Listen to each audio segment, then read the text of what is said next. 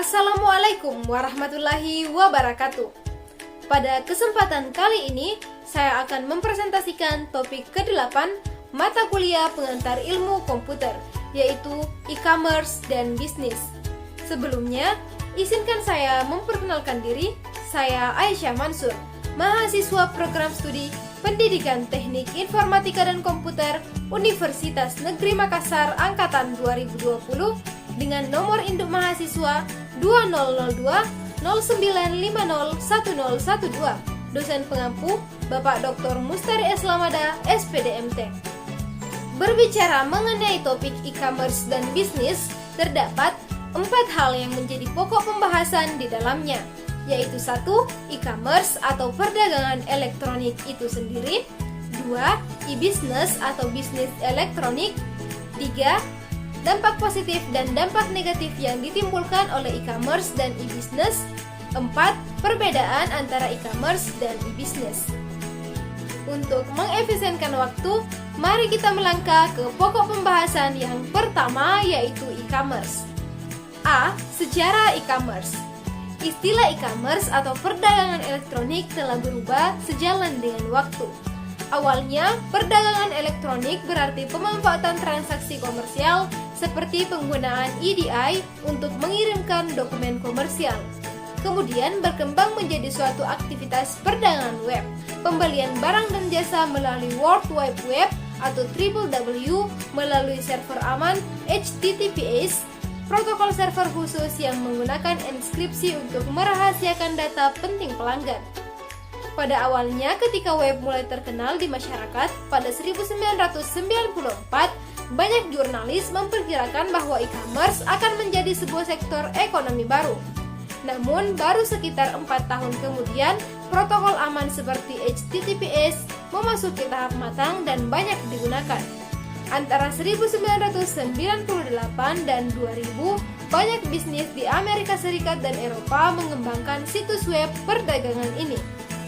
B. Definisi e-commerce.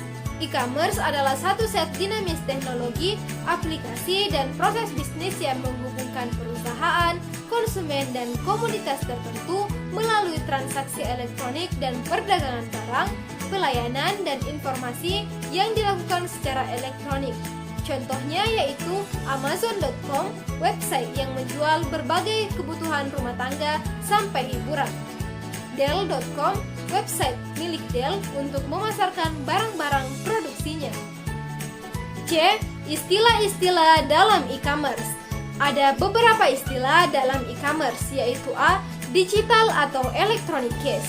Istilah ini ditujukan untuk beberapa pola atau metode yang memungkinkan seseorang untuk membeli barang atau jasa dengan cara mengirimkan nomor dari satu komputer ke komputer yang lain. B.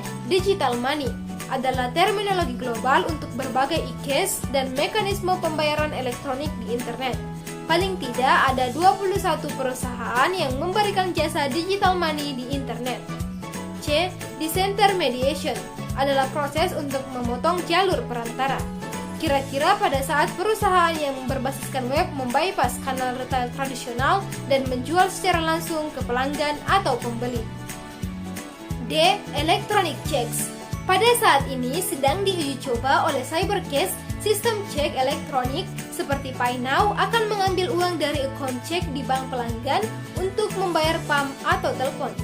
E. Electronic wallet merupakan pola pembayaran yang menyimpan nomor kartu kredit di hard disk dalam bentuk reinskripsi yang aman sehingga kita dapat melakukan pembelian pada web yang mendukung.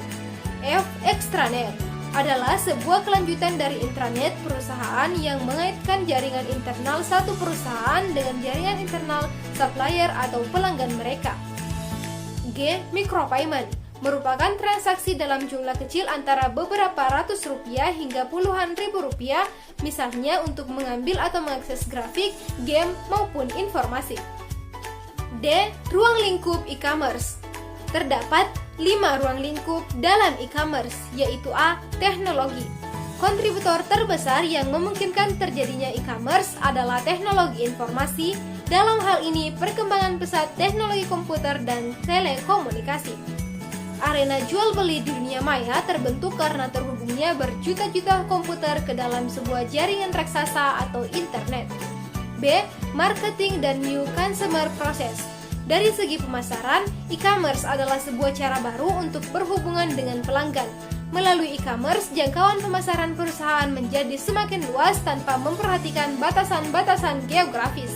C. Electronic linkage. Adanya e-commerce membuat dua buah divisi dapat saling bekerja sama secara efisien melalui pertukaran data elektronis, demikian juga antara dua kelompok berbeda atau mungkin pelanggan dan perusahaan. D. Service infrastruktur. E-commerce tidak hanya membuahkan mekanisme transaksi jual beli semata, tetapi juga memerlukan jasa-jasa baru sebagai pendukung aktivitas jual beli produknya. E. Legal, privacy, dan public policy. Hadirnya e-commerce merupakan tantangan baru bagi pemerintah dan masyarakat dalam mencoba membuat regulasi tertentu. E. Hambatan e-commerce. E-commerce memiliki setidaknya dua hambatan, yaitu 1. Penipuan dengan cara pencurian identitas dan membohongi pelanggan. 2. Hukum yang kurang berkembang dalam bidang e-commerce ini. F. Kemampuan e-commerce. E-commerce memiliki 5 kemampuan, yaitu 1. Otomatisasi. Proses otomatisasi yang menggantikan proses manual. 2. Integrasi. Proses yang terintegrasi yang akan meningkatkan efisiensi dan efektivitas proses. 3. Publikasi. Memberikan jasa promosi dan komunikasi atas produk dan jasa yang dipasarkan secara elektronik. 4. Interaksi. Pertukaran data atau informasi antar berbagai pihak yang akan meminimalkan human error. 5. Transaksi. Kesepakatan antara dua pihak untuk melakukan transaksi yang melibatkan institusi lainnya atau pihak ketiga sebagai pihak yang menangani pembayaran. G. Faktor kunci sukses dalam e-commerce. Sebuah perusahaan e-commerce bisa bertahan tidak hanya mengandalkan kekuatan produk saja, tetapi juga dipengaruhi oleh beberapa faktor berikut. A. Menyediakan harga kompetitif. B. Menyediakan jasa pembelian yang tanggap, cepat, dan ramah. C. Menyediakan informasi barang dan jasa yang lengkap dan jelas. D. Menyediakan banyak bonus. E. Memberikan perhatian khusus untuk pelanggan. F. Menyediakan rasa komunitas untuk berdiskusi, masukan dari pelanggan, dan lain-lain. G. Mempermudah kegiatan perdagangan. H. Aplikasi e-commerce. Beberapa aplikasi umum yang berhubungan dengan e-commerce adalah A. Email dan messaging. B. Content management systems. C. Dokumen, spreadsheet, dan database. D. Akunting dan sistem keuangan. E. Informasi pengiriman dan pemesanan. F. Pelaporan informasi dari klien dan enterprise. G. Sistem pembayaran domestik dan internasional. H. Newsgroup. I. Online shopping. J. Conferencing. K. Online banking.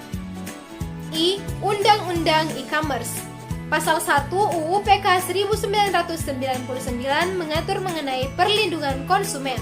Namun pada kenyataannya, UU PK 1999 belum sepenuhnya mengatur mengenai transaksi elektronik. Hanya beberapa pasal saja yang dapat dipergunakan dalam transaksi elektronik. Hal tersebutlah yang membuat masih kurangnya perlindungan bagi konsumen yang melakukan transaksi elektronik. Di dalam KUH Perdata sendiri, terdapat beberapa pasal yang lazim digunakan dalam transaksi elektronik, yaitu pasal 1338 dan pasal 1320 KUH Perdata yang mengatur mengenai kebebasan berkontrak dan syarat sahnya perjanjian. Pokok pembahasan yang kedua yaitu e-business. A. Sejarah e-business. Perkembangan teknologi informasi mengakibatkan terjadinya revolusi di dunia perdagangan dan industri. Jika dahulu transaksi perdagangan harus dilakukan secara tatap muka dengan melibatkan sumber daya fisik, maka pada saat ini transaksi dapat dilakukan oleh siapa saja dan dari mana saja secara fleksibel dengan menggunakan peralatan elektronik. Inilah yang disebut konsep e-business. Syarat utama bagi perusahaan yang ingin mengimplementasikan konsep e-business adalah bahwa manajemen perusahaan benar-benar memahami filosofi dasar e-business. Setelah itu, barulah dua hal penting yang harus dimiliki, yaitu kemauan dan kemampuan. Kemauan berarti adanya keinginan, inisiatif, komitmen, dan dukungan seluruh pihak dalam perusahaan untuk mengimplementasikan e-business. Sedangkan kemampuan berarti perusahaan harus memiliki sumber daya yang cukup untuk mewujudkan kemauan tersebut. Market space adalah arena di dunia maya atau internet, tempat bertemunya calon penjual dan calon pembeli secara bebas seperti layaknya pasar di dunia nyata atau marketplace. B. Definisi e-business. E-business adalah kegiatan bisnis yang dilakukan secara otomatis dan semi-otomatis dengan menggunakan sistem informasi komputer. Istilah yang pertama kali diperkenalkan oleh Lou Gerster, seorang CEO perusahaan IBM ini, sekarang merupakan bentuk kegiatan bisnis yang dilakukan dengan menggunakan teknologi internet. Dalam penggunaan sehari-hari, e-business tidak hanya menyangkut e-dagang atau e-commerce saja. Dalam hal ini, e-dagang lebih merupakan subbagian dari e-business. Sementara, e-business meliputi segala macam fungsi dan kegiatan bisnis menggunakan data elektronik. E-business berkaitan secara menyeluruh dengan proses bisnis termasuk value chain, pembelian secara elektronik, manajemen rantai suplai, pemrosesan order elektronik, penanganan dan pelayanan kepada pelanggan, dan kerjasama dengan mitra bisnis. C. Manfaat e-business. Ada beberapa manfaat dari e-business, yaitu A. Pasar global internet tidak mengenal batas baik budaya maupun wilayah. B. Mobilitas. Bisnis dapat dioperasikan dimanapun selama masih memiliki koneksi internet. C. Fleksibel. Bisnis dapat dikerjakan kapan saja sesuai dengan keinginan. D. Modal yang digunakan jauh lebih kecil dibandingkan bisnis offline. E. Bisa menggunakan daya ungkit teknologi untuk mengotomatiskan tugas. F. Tidak ada biaya rutin yang harus dikeluarkan untuk biaya bisnis online. G. Kewirausahaan. Pemilik adalah seorang bos yang membuat semua keputusan. D. Ukuran keberhasilan e-business. Wealth maximization. Jika bisnis bertujuan untuk mencapai wealth maximization atau profit atau keuntungan, maka e-business harus dapat paling tidak melakukan seberapa tinggi potensi penambahan revenue atau pendapatan perusahaan saat konsep e-business diimplementasikan. Seberapa tinggi potensi pengurangan kos atau biaya perusahaan saat konsep e-business diterapkan. Adapun rumus profit sama dengan revenue dikurang kos. 16 kriteria untuk menentukan keberhasilan e-business, yaitu kemampuan sistem dalam mengurangi biaya, kemampuan sistem dalam memindahkan biaya, kemampuan sistem menghindarkan biaya, kemampuan sistem menyediakan peluang pertumbuhan pendapatan, kemampuan sistem menyediakan peningkatan informasi manajemen, kemampuan sistem meningkatkan produktivitas staf, kemampuan sistem menyediakan kapasitas, kemampuan sistem mengurangi error, kemampuan sistem menyediakan keuntungan kompetitif, kemampuan sistem menyetarakan dengan persaingan, kemampuan sistem menyediakan peningkatan kontrol manajemen, kemampuan sistem meningkatkan produktivitas manajemen, kemampuan sistem menyediakan peningkatan moral karyawan, kemampuan sistem menyediakan peningkatan image perusahaan, kemampuan sistem menyediakan peningkatan layanan nasabah, serta kemampuan sistem meningkatkan hubungan dengan klien. E. Aplikasi e-business. Di dalam menerapkan konsep e-business, peranan aplikasi sangatlah penting dan krusial. Beragamnya kebutuhan untuk melayani pelanggan memaksa perusahaan untuk membeli dan mengembangkan berbagai aplikasi bisnis maupun teknis. Kebanyakan perusahaan biasanya mengembangkan aplikasi berdasarkan fungsi-fungsi yang ada di perusahaan, berbasis struktur organisasi yang dianut. Contohnya adalah aplikasi keuangan, aplikasi pemasaran, aplikasi sumber daya manusia, aplikasi pengadaan, aplikasi manufaktur, dan lain sebagainya. Ketika perusahaan yang hendak mengintegrasikan berbagai macam aplikasi tersebut untuk mengimplementasikan konsep e-business, yang biasa dilakukan oleh manajemen adalah menghubungkan satu aplikasi dengan lainnya sesuai dengan urutan-urutan proses melalui pengembangan proses antarmuka atau interface. F. Arsitektur e-business. Definisi. Arsitektur e-business adalah gambaran terpusat bentuk baru dalam hal fungsi proses.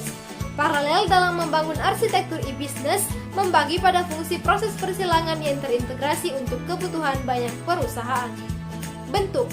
Ada 5 bentuk e-business untuk menuju market leadership, yaitu A. The cross-functional business unit, B. The strategic business unit, C.